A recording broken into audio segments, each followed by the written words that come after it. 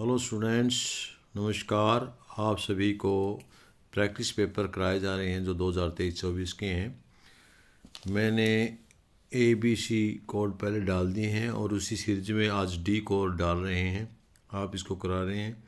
थोड़ा सा इसको इंग्लिश मीडियम में देखिएगा क्योंकि हिंदी का इसका फॉन्ट बोर्ड ने गलत डाला हुआ है। ये दोनों मीडियम में, हिंदी और इंग्लिश में, तो इंग्लिश में मीडियम में डालिए, वरना इसकी एक वीडियो मैंने पहले हिंदी मीडियम में डाली हुई है।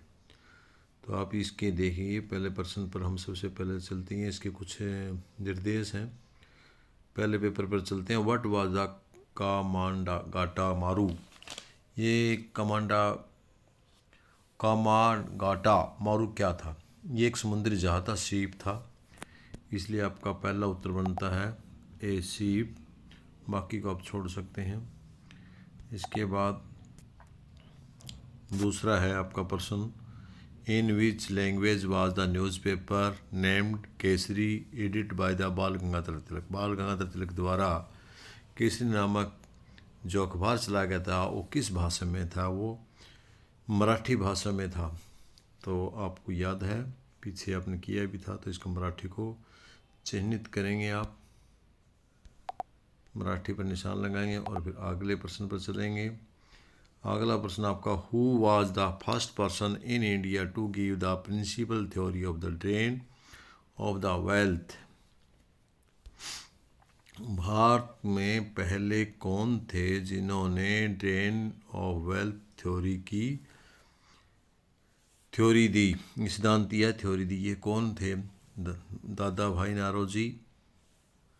दूसरा आपका है लाला लाजपत राय, लाला हरदयाल सिंह, लॉर्ड धायंसियर। तो इसमें पहला है आपका दादा भाई नारोजी ने ये थ्योरी दी थी ड्रेन ऑफ वेल्थ की। तो आपका उत्तर पहला ए ही है और इसको टिक मार्क करेंगे। इसके बाद आप चलेंगे चौथे क्वेश्चन पर। चौथा क्वेश्चन आपका, who was is the writer of the book economics history. Economics history, Bharat का अर्थ इतिहास के लेखक कौन है? इकोनॉमिक्स हिस्ट्री ऑफ इंडिया के लेखक कौन है? रमेश चंद्र दत्त, जवाहरलाल नेहरू, महात्मा गांधी, बाल गंगाधर तिलक। छात्रों, जैसे कि आपने पहले किया है, इसके लेखक हैं वह है रमेश चंद्र दत्त। तो आपका एक और ठीक है, इसको चिन्हित करें और नेक्स्ट क्वेश्चन पर चलें। अगला क्वेश्चन 5 में आपका, which is the most ancient Veda among the following. जो नीचे दिए गए वह सबसे कौन सा वेद है जो प्राचीन है? सामवेद, अर्थवेद, ऋग्वेद, यजुर्वेद। तो ऋग्वेद सबसे प्राचीन है, तो आप ऋग्वेद को करेंगे मार्क। आपका उत्तर सी ठीक है। और इसके बाद चलेंगे प्रश्न नंबर 6 पर। प्रश्न नंबर 6 आपका, in which state of Pakistan Mohenjodaro was the situated. जो मोहनजोदड़ो है जो आजकल पाकिस्तान में है, Pakistan which of the state Mohenjodaro, वो कौन से, इन विच स्टेट, किस स्टेट में मोहनजोदड़ो वाज सिचुएटेड था? जो आज गुजरात में है। भारत, गुजरात, सिंधु, बलूचिस्तान, पंजाब, ये गुजरात में है। तो गुजरात आपका ए ऑप्शन ठीक रहेगा। नहीं, सॉरी, इसमें दोबारा से प्रश्न को पढ़ते हैं हम, क्लियर नहीं हुआ।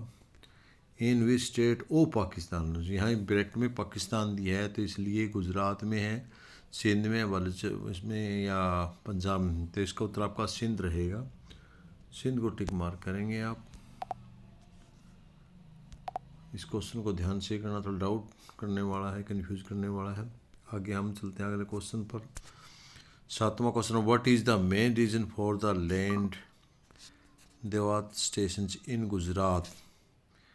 गुजरात में जो भूमि का उत्खनन है या भूमि का निम्नीकरण है वो किन कारणों से होता है? मीनिंग से, ओवरग्रेजिंग से, फॉरेस्ट से, ऑल ऑफ दीज।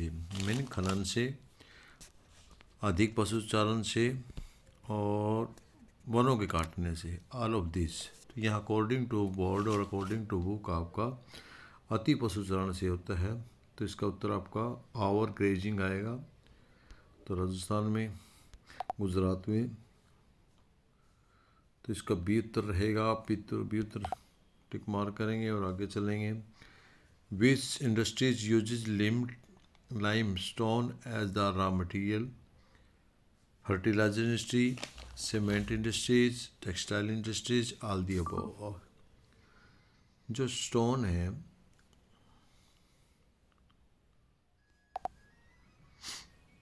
किस में प्रयोग किया, कच्चे माल के रूप में किस उद्योग में प्रयोग किया जाता है?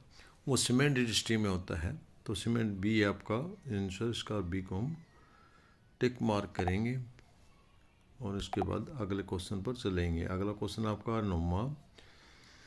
विच of the following called the golden fibre? Golden fibre किसे कहते हैं? जूट को, सिल्क को, कॉटन को, नॉन ऑफ दिस। जूट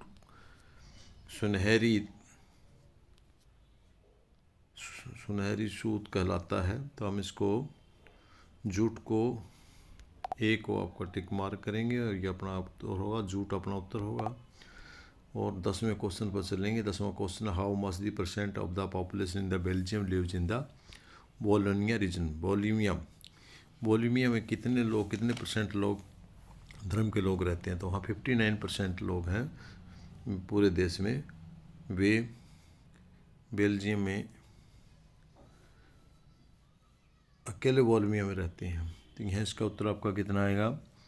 59%, यानी बी उत्तर आएगा। तो बी को टिक करेंगे और नेक्स्ट क्वेश्चन पर चलेंगे। अगला क्वेश्चन है, in which the social group of has largest share in the population of the Sri Lanka?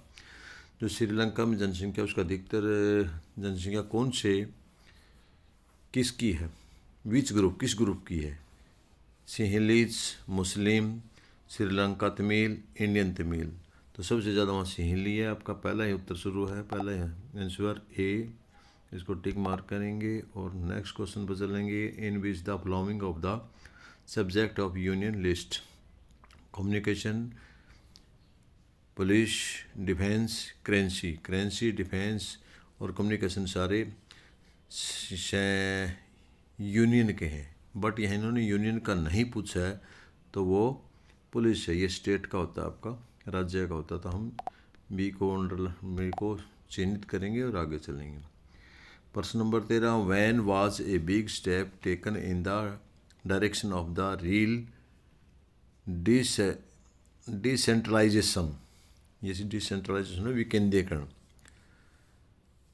सरकार ने विकेंद्रीकरण का कदम, एक बहुत बड़ा कदम कब उठाया था? ये 1992 में उठाया था। तो हम 92 को करेंगे चिन्हित, 92 को टिक मार्क करेंगे। बी उत्तर है आपका। और अगले क्वेश्चन 14वें पर चलेंगे। What kind of the structure has been Indian society? जो भारतीय अर्थव्यवस्था है वो किस प्रकार की है? उसका स्ट्रक्चर किस प्रकार का है?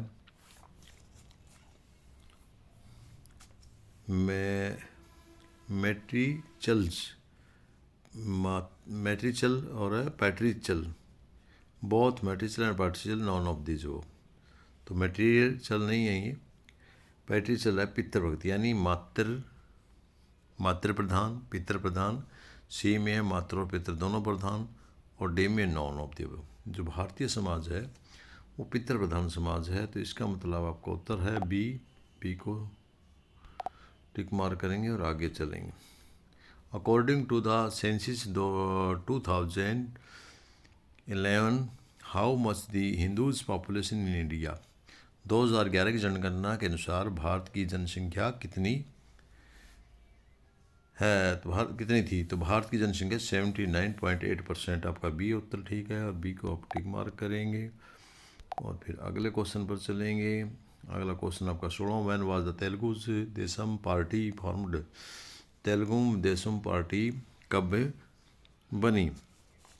1972, 1978, 1982, 1982 में तेलुगु देशम पार्टी थी। 1982 में बनी थी के अनुसार। तो ये आपका उत्तर है। इसके बाद आगे चलते हैं आप। What was the India's rank place in the human development index in 2017। तो 2017 के अनुसार जो ह्यूमन डेवलपमेंट है वो भारत के स्थान पर है। यहाँ ऑप्शन 73, 148, 154, 130। तो यहाँ 131 उत्तर नहीं है आपका, इसलिए आप इसको 130 ही उत्तर देंगे आप। 131वें पे है जने अकॉर्डिंग, तो यहाँ 131 में ऑप्शन ही नहीं है हमारे पास। ये आपका आंसर ठीक है 130 में। विच of the following economics activity does not have any connections with the secondary sector. इसमें से जो नीचे दी गए हैं उनमें से किस एक्टिविटी का संबंध सेकंड सेक्टर से नहीं है। Honey keeping, basket weaver, tailor, labour in the match box factory. जो हो ए है वो आपका मधुमक्खी पालन, ये प्राकृतिक संसाधनों से जुड़ा इसलिए प्राथमिक क्षेत्र में आता है। बास्केट्स वेवर उद्योग है, सेकंड में आता है। टेलर सेकंड में आता है। Labour in the match box ये भी सेकंड में आता है। तो इस प्रकार आपका आंसर होगा ए, और इसको ए को हम टिक मार्क करेंगे।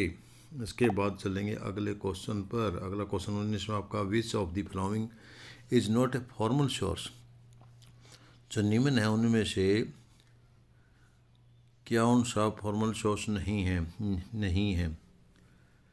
यानी जो बैंक में लोन लेने के हैं सोर्स हैं औपचारिक स्रोत नहीं हैं। तो कोऑपरेटिव बैंक, सोसाइटी औपचारिक स्रोत हैं, बैंक औपचारिक स्रोत हैं, और मनी लेंडर साहूकार ये औपचारिक स्रोत नहीं है। तो इसमें इसको टिक मार्क करेंगे और हमारा उत्तर होगा सी। और इसके बाद हम चलते हैं अगले प्रश्न 20वें प्रश्न पर। वो है by which name of the process of the removing of handle or wasting by the government known as globalisation, privatisation, liberalisation और फेयर ट्रेड। जो प्रोसेस है, जो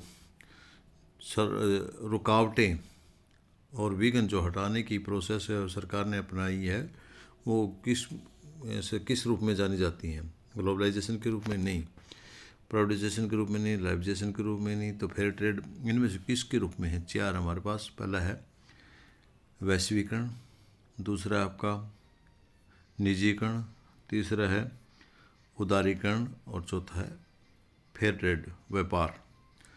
तो यहाँ जो उदारीकरण है इसमें, क्योंकि इसमें थोड़ी सी ढील दी गई है और रुकावटें को दूर किया गया है। जो एलपीजी की 3 नीतियाँ थी उन नीतियों में से प्रथम नीति थी, और हमारा उत्तर रहेगा सी, उदारीकरण। तो उदारीकरण, लाइबलाइजेशन। इसके बाद आगे चलते हैं। 21वां प्रश्न है mention name of the two chemical centre of the Saraswati Sindhu सभ्यता सिविलाइजेशन। कॉमर्शियल तो थे सरस्वती सिंधु सभ्यता में, 2 नगरों के नाम बताने थे जो कॉमर्शियल थे, मोहनजोदड़ो, लोथल। अगला 22वां प्रश्न आपका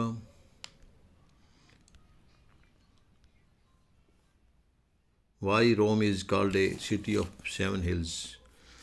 हम 7 हिल्स का, पहाड़ियों का शहर क्यों कहते हैं? क्योंकि जो रोम है वो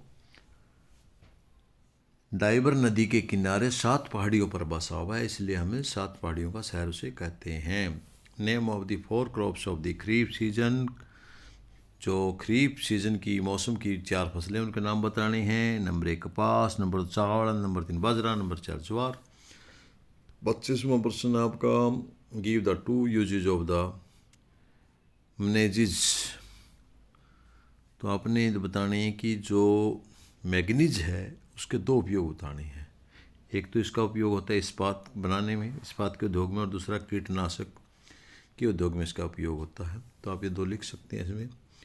25वां प्रश्न, what is the substantial development.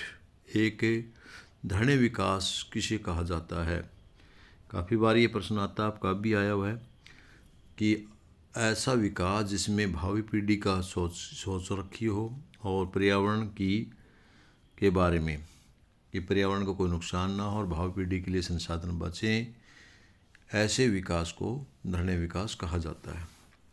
सबसे हमारा प्रश्न है what is the unitary government. 26वां प्रश्न आपका यूनिटरी गवर्नमेंट है, केंद्रीय सरकार है, या इसको आप बोलते हैं एकात्मक सरकार क्या है। तो केंद्र के सतर पर मिलने वाली जो एक सरकार होती है उसको हम, जो केंद्र पर एक सरकार होती है, केंद्र पर एक ही, जिस देश में केंद्र में एक सरकार मिलती है उसको हम एकात्मक सरकार कहते हैं। ये आपके 4 नंबर के प्रश्न। अब ये आपका